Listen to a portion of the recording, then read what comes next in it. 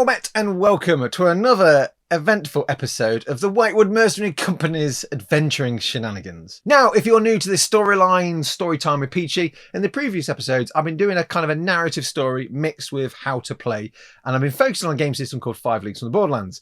However, I'm probably going to use this format to also cover other game systems down the line as well. So I'll be using the same story and the same characters, but I'll do like a how to play Traitor's Toll, how to play Oathmark, Frostgrave. But I won't just leave it there. I'll also cover other game systems for different genres as well. So I'll have like an adventuring story for some sci-fi stuff and an adventuring story for some World War II stuff, as well as my sharp episodes, which I love and we'll need to do more of soon. But in today's episode, we see our adventurers under lock and key, mostly because they're interfering busybodies, but also I put a little vote out or poll on YouTube and Patreon, and the vote came through to do a prison break, which is what we're going to do today. Now, I was in 2 minds to do 0 to 100 hours because that's kind of cool, raidy, sneaky stuff, but I might save that for an actual themed World War II game. Makes more sense. I am going to cover, however, magic rules in today's episode. You'll see how that fits in, because I've not covered that yet in the how to plays. So today is going to be focusing on magic. So without any more waffle, let's join our slightly hungover adventurers in the dungeons of Blackvale. After returning from their successful mission to rescue the priest known as Greymond, the victorious group celebrated their success in their favourite drinking hole, whilst the intellect of the group avoided such frivolities and escorted the priest back to his abode. However, the night did not end there. Several guards burst into the tavern, arrested the rather inebriated group of mercenaries, and escorted them to the dungeons of Blackvale for further questioning, all courtesy of the sinister Baron Blackheart. We find our rather hungover group of heroes disarmed, but not unarmoured, milling around several soiled blankets awaiting processing from the town's prison officials. Though Kitty quickly spots these aren't your everyday looking officials, most likely they are hired thugs and hardened killers. Scattered across the dungeon are all manner of unpleasant looking devices, rotten rations. Clearly pigs eat better than these prisoners. And tucked away in one corner, the guard's armoury, as well as the prisoners' confiscated gear, or in this case the hero's weaponry. Now the entire party will begin the battle unarmed. If they want their weapons, they'll need to head over to the armoury to collect them. Now there are 2 exits the company will need to escape from, the one by the stairs and the one by the grate here. They'll have 6 turns to do so. Any left behind, stay behind, including any uncollected gear. And at the end of turn 2 in the tracking phase, and every tracking phase after, D3 guards will appear randomly at these 2 exits. After witnessing several prisoners receive some rather swift justice from these guards, a 3rd prisoner, a very odd-looking fellow in red, is about to be strung up and tortured by these sadistic so-and-sos. However, the wizard announces to the dungeon that he is Zinfandel the Red, court wizard of Baron Blackheart, a loyal servant who has been wrongfully imprisoned. The guards just shrug and continue to apply the noose. Before they can do that though, Zinfandel utters some strange words, followed by a flash as several magical ropes entangle the guards beside him. In 5 Leagues from the Borderlands, you will encounter and can also include mystics, also known as magic users, in your warband. Now these will act exactly like the rest of your heroes, with one exception: they'll have an additional ability on top of their base profile called casting. Typically before any campaign, you'll need to determine the spells your mystic knows. From this list you can select 2 of your choice and then roll 3 to determine the others, re-rolling duplicates. It's also worth observing in the other expansions there are several additional spells and mystic types you can pick from as well. Now for Zinfandel I picked Weaken and Torment, seen as he's a bit of a baddie and previously worked for the evil Baron Blackheart. The other 3 I just randomly rolled. I got Slow, Manipulate and Bind. To be honest, all of these seem pretty ideal for the situation at hand, so I was pretty lucky. Now without going too deep into the rules, weakness negates any tough trait that any characters might have. In this particular scenario, the prison guard captain will have that. Torment adds a combat bonus to those fighting wounded enemies. Slow, well, that slows enemy down, -in 2 inches off their move stat. Manipulate allows Zinfandel to magically pass objects around, super ideal if I need to get my heroes armed a bit quicker. And Bind, well, that sends magical ropes to bind any enemies, up to 3 within 1 inch of each other, restraining them for a turn. They can't move, but they can still fight and shoot. And this is the spell Zinfandel has just cast. Now to cast a spell, Zinfandel must roll 2d6 and the aim is to equal or beat the incantation number, which I've highlighted here. Now that's an 8+ he needs to cast. They can also add their casting ability to this to improve its success. The other columns on this table will detail the targets, whether that be themselves, the enemy, allies, etc., and the duration, basically how long it lasts. These are detailed here, but typically it's around about a turn or until the next activation. Now there's a limit to how many spells a Mystic may cast in a battle. They will use things called strands to do this. A Mystic will get 3 strands at the beginning of each battle, and they'll need these to cast a spell.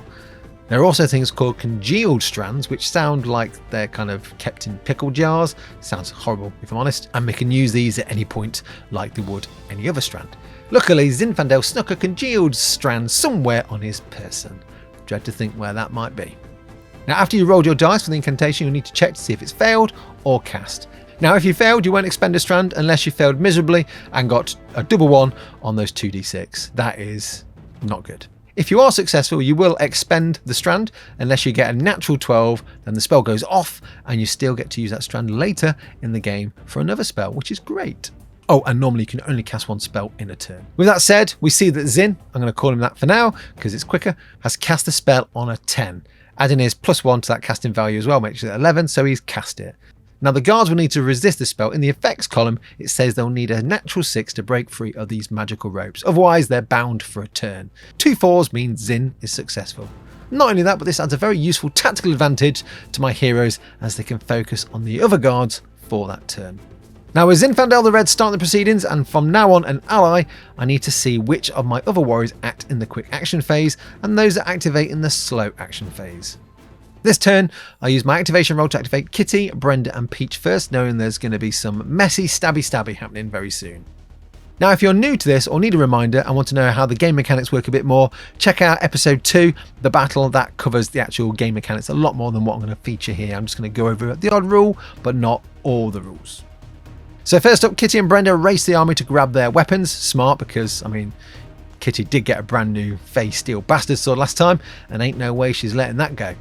Peach from beside Zin, grabs the shovel by the toilet bucket and readies himself. Somehow, I feel he'll do better with a shovel than he does with a sword, being a farmer and all. Now in the enemy actions phase, the guard nearer to Peach makes his way towards him, thinking to himself, why is this dim-witted looking mercenary holding a spade?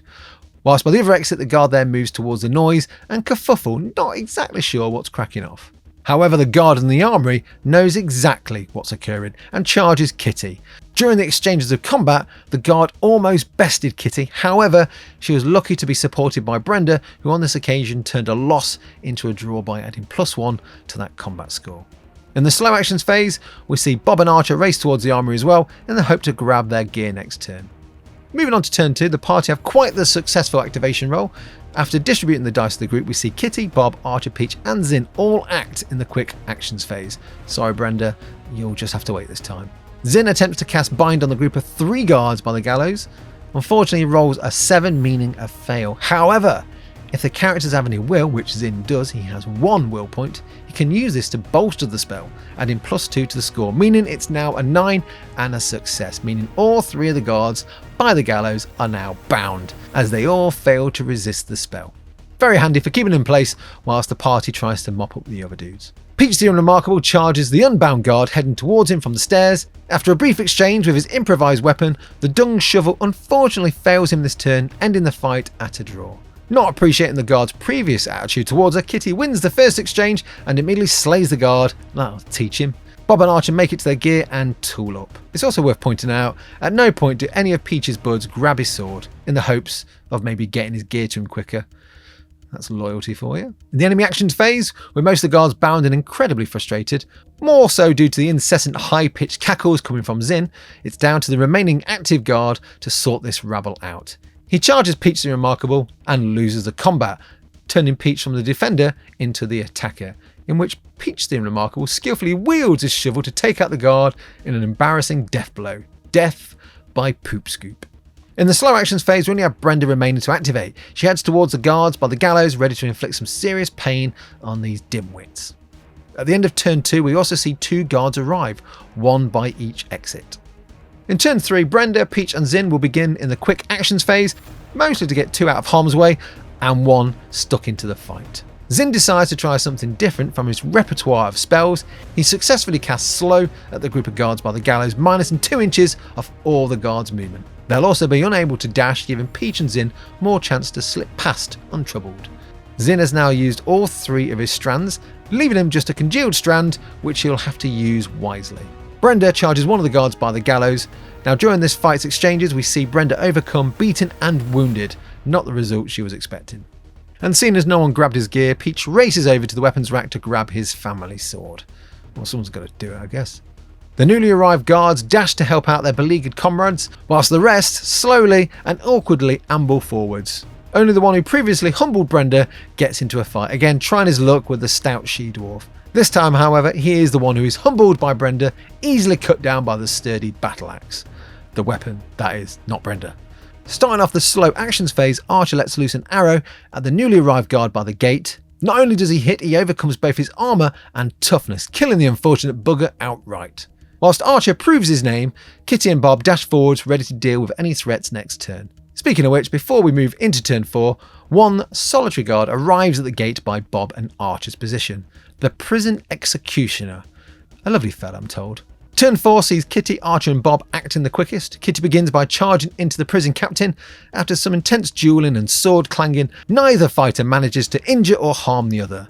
Bob, however, though still a little groggy from last night's revelries, charges the guard ahead of him and cleaves him in 2. Archer looses another arrow at the newly arrived and very angry looking guard. Though he hits home with his arrow, the executioner takes it like a beast, a somewhat slightly wounded, very angry beast. In the enemy phase, the executioner charges into Bob. Even wounded, he poses a real threat.